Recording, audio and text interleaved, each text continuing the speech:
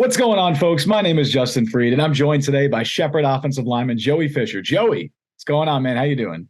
How's it going, man? Like I said, I'm happy to be on here. Appreciate you guys taking the time out to talk to me. Of course, dude. I appreciate you taking the time, man. Like, like I was just saying, it is a busy time for you. We're less than a week away from the draft. First of all, how has the whole pre-draft process been for you? What's this experience been like?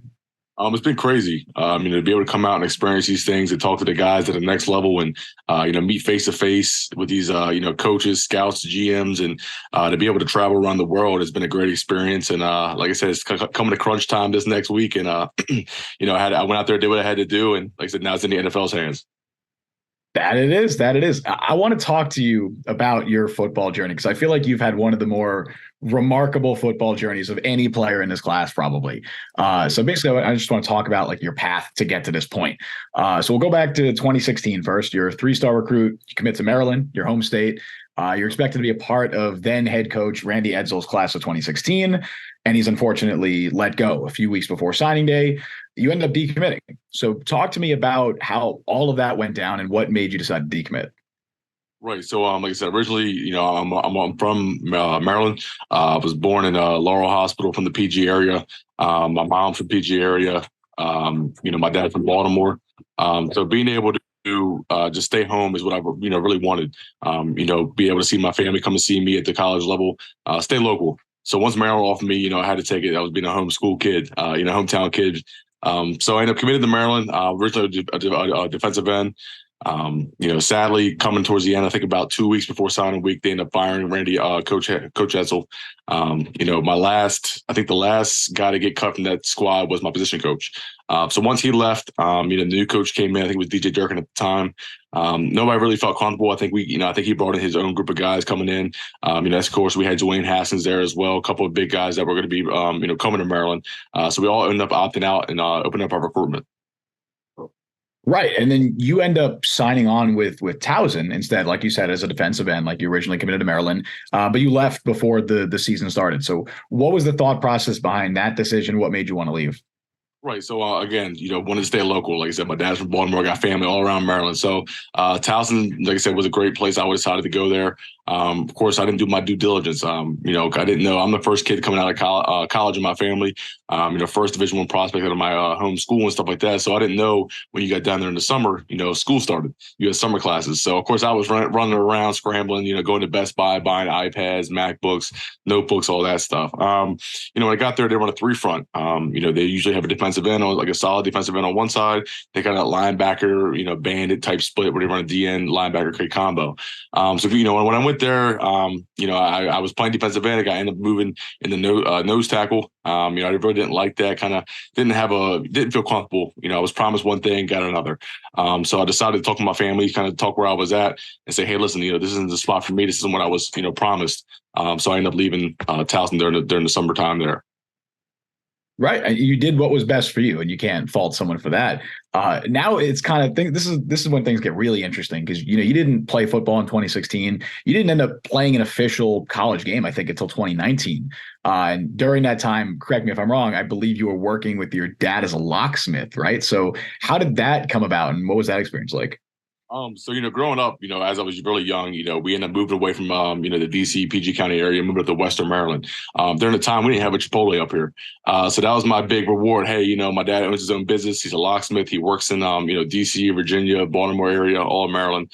So that was my payment to go with him, go with him during the day. We had an off day of school, snow day, go with him, learn to trade a little bit, and then get my payment was Chipotle. So that's kind of how I got started earlier on, in my life. And then after that, I didn't, like I said, I was working out, sending videos to schools, scouts, the college guys would say, hey, listen, we'll call you in the spring. Them calls came and went. Started working with him, kind of thinking, hey, this might be my life for the time being. So working with him, learning the trade, earning the money. I actually got engaged during that time too. So definitely took a big step in my life at that point, thinking, hey, football might not work out, but let's keep grinding to it. Like I said, so started working with him, kind of enjoying that experience. But I knew, I wasn't, like I said, I don't fit the live script description. A lot of guys be going for the job site, like, man, you brought security for security, and made jokes, stuff like that. But I knew I had to go out and find a new home. And you did eventually. You finally ended up getting an opportunity to play at Division II Shepherd as an offensive tackle this time, and that's kind of when things really took off for you. You found plenty of success there, all conference, all American. So much so that you ended up having, I think, D1 schools calling by 2021. What made you decide to stick with Shepherd for your final year? I'm all about loyalty. The loyalty, respect part of it. Shepard brought me in to give me a second chance, and you can clearly tell in this business, whether that be the NFL, the college sports, second chances aren't always given. I owe them, the world. They brought me in with open arms, and I continue to develop the player I am today, and I got the opportunity I got from Shepherd University.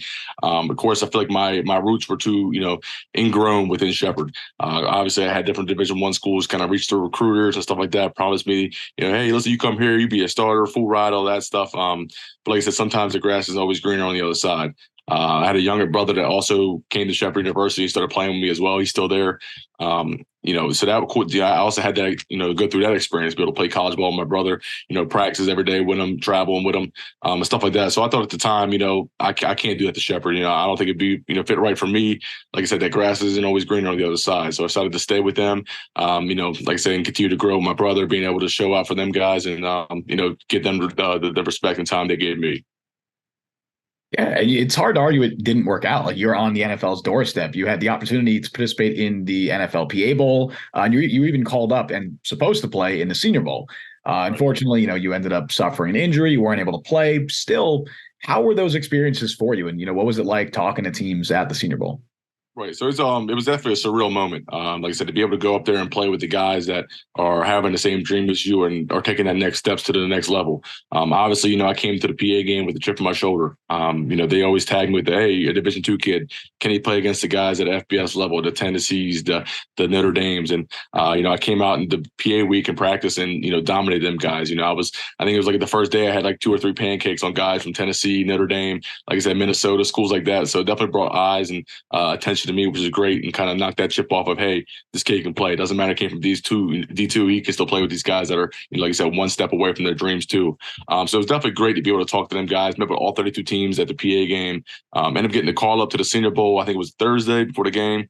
Like I said, decided that we were already down on numbers. We had a couple guys get injured during the PA week. So I was running the 1 to 2 reps at right tackle, and I was like, hey, listen, like I said, that commitment and loyalty came back out of me. Hey, I spent the whole week here. I'm not just going to up and go.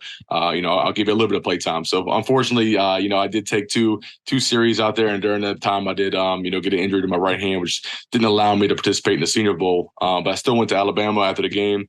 Got to be able to meet with Jim Nagy, meet the guys there. My quarterback was there. Got to catch up with him a little bit, and still be able to go through that whole process of meeting GMs. Talking to guys.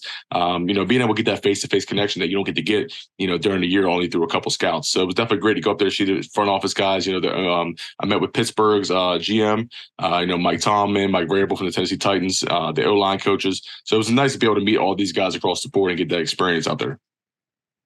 Yeah, and you don't need me to tell you this, but like obviously at the Senior Bowl, so much of the like stock that's put into like what teams take away from it is from those face-to-face meetings, more so often than what happens on the field. So it's really cool that you still have that opportunity. And those college all-star games, they're so important for small school prospects specifically to show, hey, I might not have gone to Alabama, to Tennessee, or wherever, but I can still compete at this level and compete with the best of the best. Now you were pretty much exclusively a tackle in college, but you've been, putting in work at guard and even center in the pre-draft process. So where do you see yourself at the next level? And I guess also, where do teams see you? Yeah, so obviously, right tackle's been the only spot I've been playing, a little bit of left tackle during the spring ball, stuff like that. But I've been told and kind of say, hey, listen, you're probably gonna bump inside, whether that be the guard, center, or maybe a swing tackle if needed. So I've been practicing all 5, left and right, playing center. During my pro day, we had the Jets assistant line coach, Ben Wilkerson, come down and work me out of center in front of the scouts, saying, hey, listen, I'm versatile, I'm a Swiss Army knife, I can play where you need to put me at. So I'm thinking around that guard, the center spot is where I think I'll be able to play at the next level. Nice. Yeah. And you just mentioned the Jets, of course. You met with a number of teams in the lead up to the draft, one of which has been the Jets. I believe you just met with them a few days ago. You also met with them before your pro day. So what were those meetings like? They were great, man. Being able to come in and kind of, like I said, see the guy that's going to be coaching you potentially if you make it to that organization. Kind of get a connection with him, feel the vibe out between each other. Being able to football's football. But wherever you go, everybody has different terminology and lingo. So that's one of the big things you got to kind of grasp. When you meet with these teams. I did do a 30-30 visit with the Jets Wednesday. I went up Tuesday night, got in a hotel, and then met with them. Wednesday, got to meet the owner. The head coach, got to meet everybody, the position coach, officer coordinator. The official, the first, the head O-line coach, and be able to tour the facility, which is a great facility down there. Great staff, great organization. But like I said, to be able to go out there and show face to face with the guys that potentially could be coaching you is a little bit nerve wracking in the beginning. But you turn to find out, hey, these guys are just like you. They love the game of football and they're big people persons. Yeah, well, let's hope they're coaching in the future. That's the hope. Are there any teams that are potentially showing more interest than others? And if not, just what overall teams have you met with? Yeah, so I met with a handful of teams. I met with Baltimore, Washington, the Jets. Got off the phone last night with the Chicago Bears. The O-line coach, Rams, Chargers. It's been around the block. Cleveland, Houston, Detroit. Like I said, it's kind of hard to name them all. Like I said, I definitely had a nice little rap sheet of teams that have come communicated with me. Reached out and said, hey, listen, what's your draft information? How you doing? This, that, this, that. So like I said, just to be able to get that exposure coming in the next week is like I said, nerve wracking, get exciting. Say, hey, listen, these guys got draftable grades on you and great interest. Like I said, let's see where the ball rolls and make it happen. Definitely, for sure, man. All right, let's finish this off, if you don't mind, with a few quick hitter, fun, get to know you questions. Is that good? Yeah. All right. So first of all, what are some of your favorite hobbies outside of football? If you're not playing football, what are you doing? Yeah, so I'm a big gamer. I've been gaming my whole life. I game with my boys every night, usually, playing that Call of Duty, Warzone, stuff like that. I also like working out. During COVID, I built my own home gym at the house. So that was kind of the hot spot for me and my boys to come over when the gyms were closed to work out. I love eating. That's pretty much the big things in my life, eating. I got a Rottweiler dog I hang out with. So I spend my free time, like I said, working out, eating, hanging out with my dog, and playing the video games. Very offensive lineman answers. Those were typical offense. Are you a good cook as well, by any chance?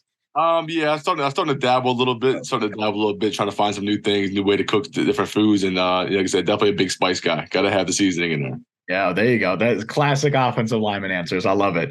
Do you have any maybe hidden talents? Something people watching might not know you're good at. Yeah, so a lot of people don't know. We kind of like a quick fact is, during my high school career, I think it was around my senior year. I got a couple of my guys together, and they hosted a play at our school. It was a grease play. So I got a couple of my basketball buddies together, and we all auditioned for it, and we ended up getting it. So of course, the seats were sold out. It was crazy. We had people talking about us, hey man, good luck at the game tomorrow. Hey, we'll also see you at the play, the weekend. So it was cool. Like I said, I got to be able to do that. I won an award for the best supporting actor, which was cool, I thought. And something like I said, a little quick fact nobody gets to know. I wasn't to play. There you go. I assume you weren't John Travolta's character. You said you were supporting. No, I was the side guy. Like I said, the basketball guys didn't get the head role, but like I said, we definitely made the side role count. That must have been a tall cast for sure. All right, last one. This is always my favorite question. What is your go-to karaoke song? Ooh, go-to karaoke song. Mm-hmm. Was that by Brooks and Dunn? The one was it Neon Moon? That's a good one. Brooks and Dunn, Neon Moon. Also, like I said, I'm also a big R&B fan. Okay. I saw Boyz II Men, like I said, in the 90s. I saw Boyz II Men in concert up in Philadelphia right before COVID. And like I said, I love rap 290s, rap Tupac, Biggie, Eminem, stuff like that. So I get a little bit of a mix in there. That just depends what the scene, the scenario is. There you go. I love it. Brooks and Dunn and Tupac. Very, very different ends of the spectrum there, but I love it, man.